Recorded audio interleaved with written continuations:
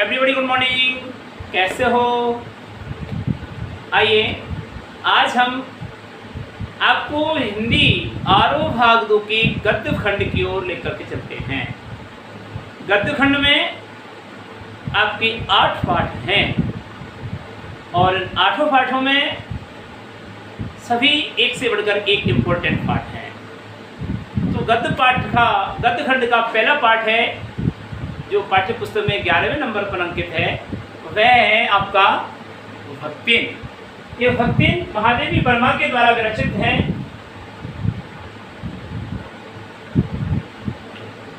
महादेवी वर्मा ने इसे लिखा है। तो महादेवी वर्मा का जन्म उत्तर प्रदेश के फर्रुखाबाद नामक जिले में सन 1907 ईस्वी को हुआ था। यानी 1907 ईस्वी को ही किसका हुआ था? हरिवंश राय बच्चन का भी जन्म हुआ।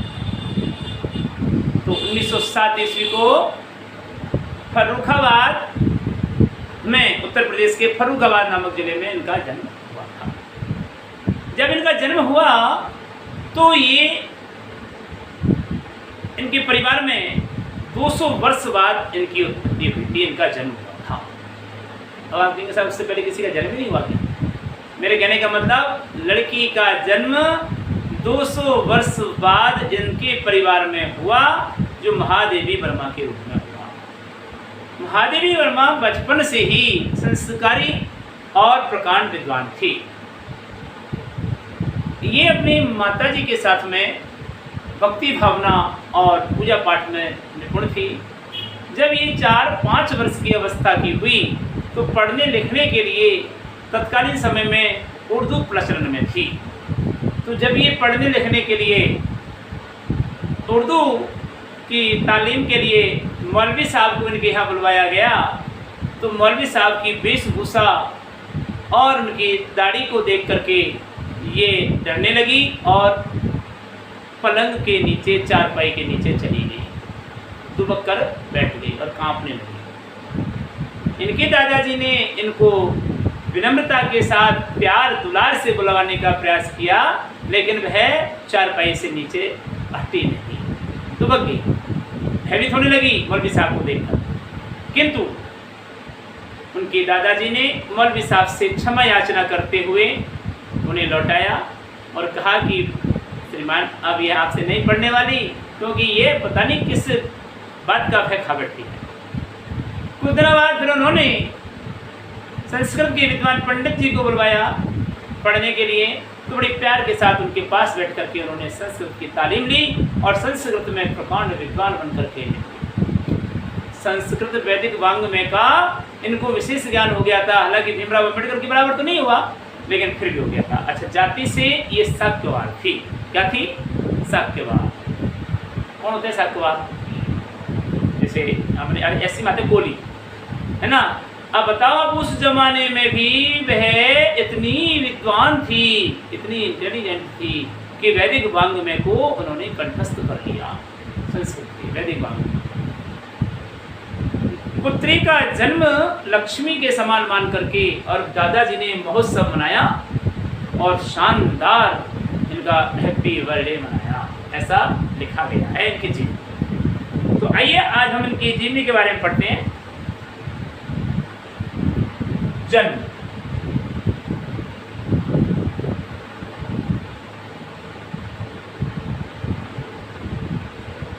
कवयित्री महादेवी वर्मा का जन्म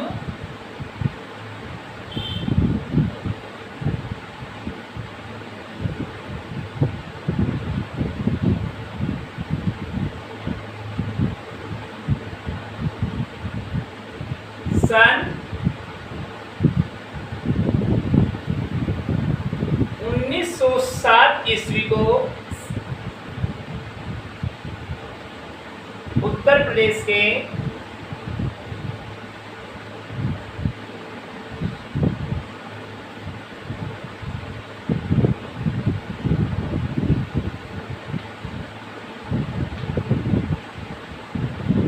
फर्रुखाबाद नामक शहर में हुआ था।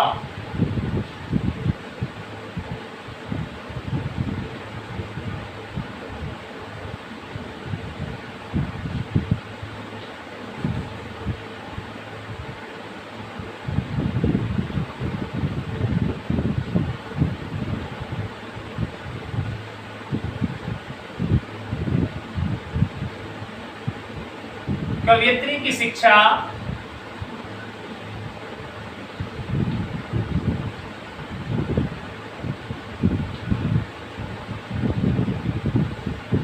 प्रारंभिक शिक्षा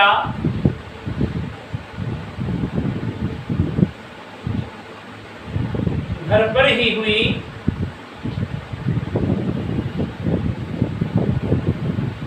तथा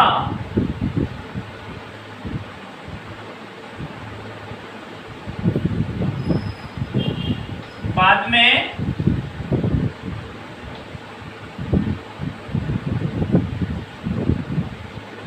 इन्होंने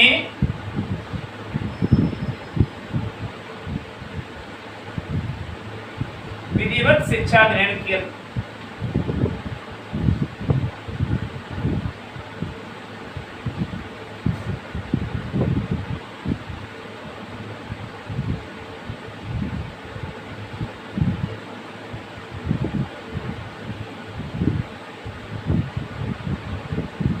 मैट्रिक की परीक्षा फर्रुखाबाद से ही प्राप्त की।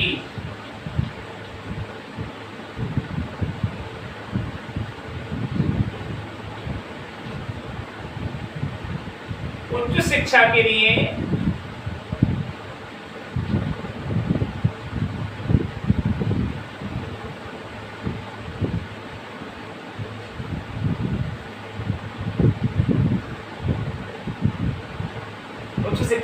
ये लखनऊ एवं इलाहाबाद दी गई।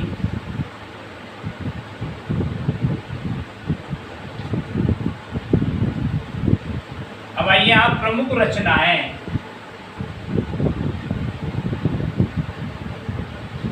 या कृतियां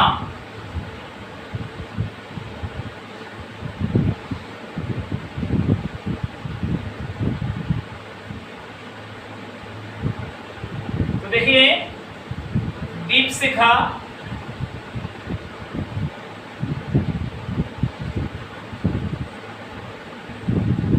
यामा,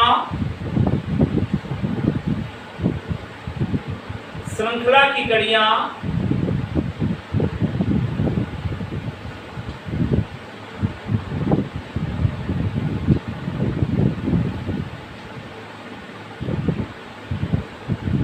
आपदा,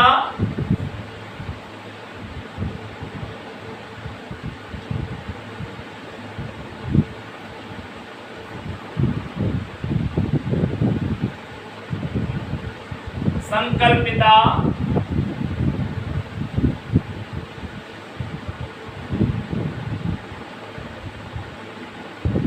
भारतीय संस्कृति के स्वर,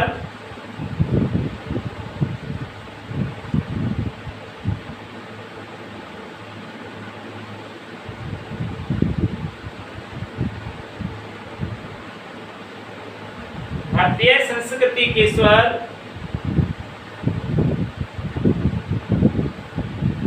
अतीत के चलचित्र,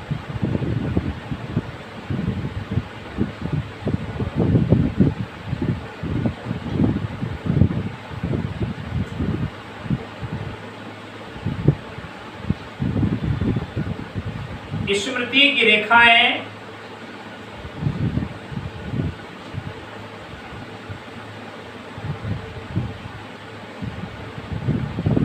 अतीत के चलचित्र, स्मृति की रेखाएं, पथ के साथी,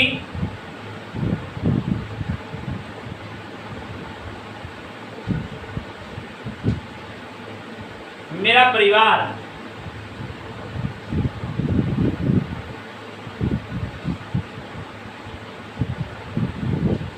आदि महादेवी वर्मा की प्रमुख रचनाएं हैं।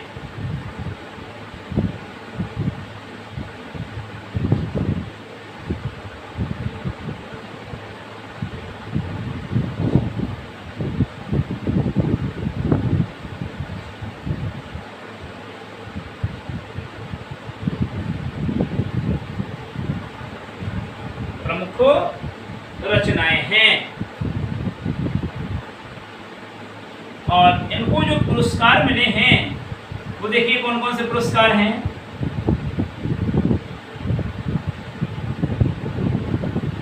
या इनको जो सम्मान मिला है, इनकी जो यामा नामक रचना है काव्य संग्रह, ये यामा नामक काव्य संग्रह के लिए उत्तर प्रदेश हिंदी संस्थान का भारत भारती पुरस्कार मिला। उत्तर प्रदेश हिंदी संस्थान का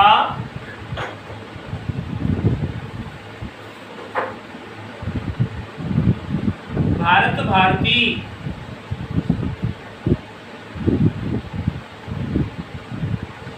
पुरस्कार इनको प्राप्त हुआ। और 1956 में पद्म भूषण भी मिला इनको।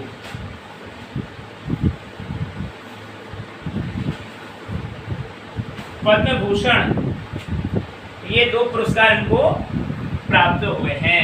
और सन 1987 में इनकी मृत्यु हो गई इलाहाबाद में रहकर के।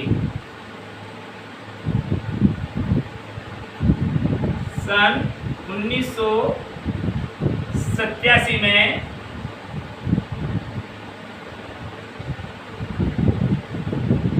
इलाहाबाद रहते हुए कवयित्री की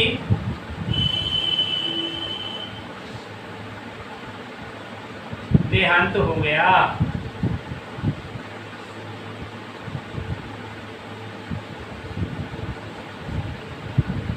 तो ये था इनका छोटा सा साहित्यिक जीवन परिचय।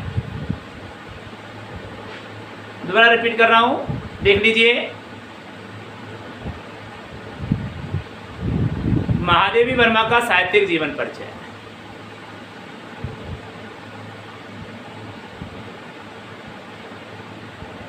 कवयित्री महादेवी वर्मा का जन्म उत्तर प्रदेश के फर्रुखाबाद नामक शहर में सन 1907 ईस्वी में हुआ था। इनकी शिक्षा, कवयित्री की प्रारंभिक शिक्षा घर पर ही हुई तथा बाद में इन्होंने विधिवत शिक्षा ग्रहण कर मैट्रिक की परीक्षा फर्रुखाबाद से ही प्राप्त की, फर्रुखाबाद से ही उत्तीर्ण की।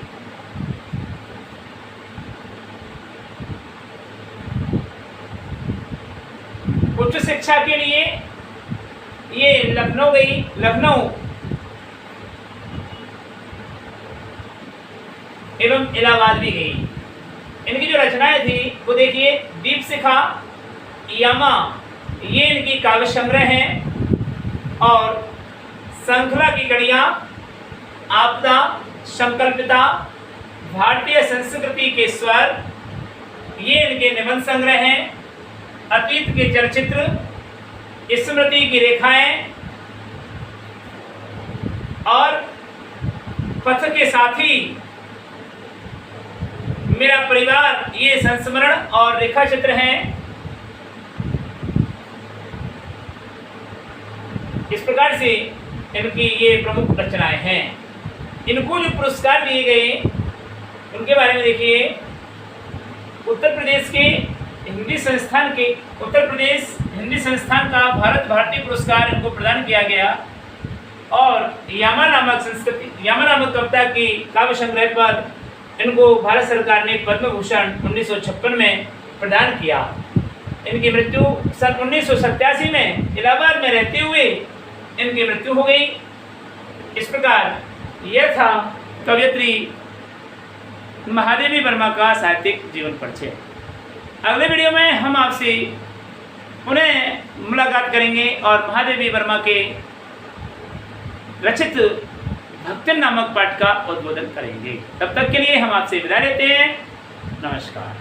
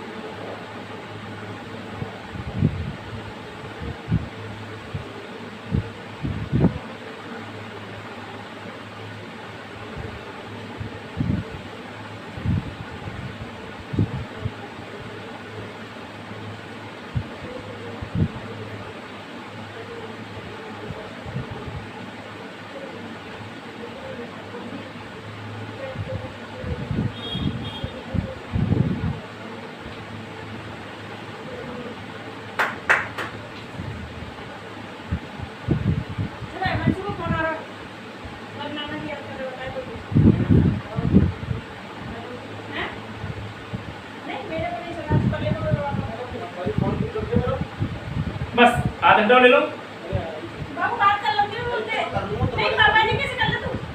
तुम मेरे पास सुन कर दो यार, यार फोन डाल दीजिए और बाद में हो। ज़्यादा दिन खराब हो